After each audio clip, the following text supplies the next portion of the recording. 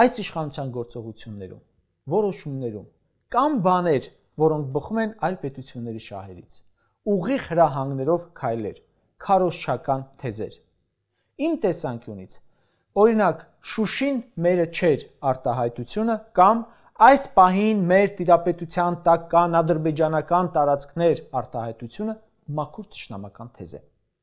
Բայց դա ասել են Հայաստանի Հանրապետության այս իշխանության ներկայացուցիչները։ Երբ այնտեղից ասում են փոխեք սահմանադրությունը ձեր, այստեղ ասում են այո կփոխենք, բայց դա ձեր ասելով չէ, բայց անպայման կփոխենք, այ դա կախյալ իշխանության թեզ է։ Երբ արտաքին կենտրոնները որոշում են, թե Հայաստանը ում հետ բարեկամանա, ում թշնամանա, դա արտաքին ազդեցության տակ գտնվող կառավարում է։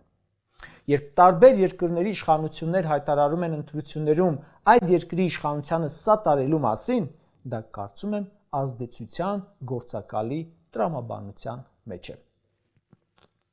Հայաստանի այսօրվա իշխանությունը անում է բաներ, որոնք ապօրինի են, բայց անում է իր իշխանության երկարաձգման համար, իր նեղ շահերից ելնելով, բայց երբեք ոչ ժողովրդին։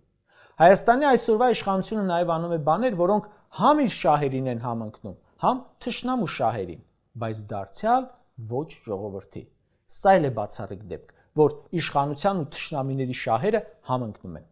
Հայաստանի այսօրվա իշխանությունը նաև բաներ է անում, որոնք բոլորովին չեն բխում իր շահերից, բայց բխում են թշնամիների, այլ պետությունների շահերից։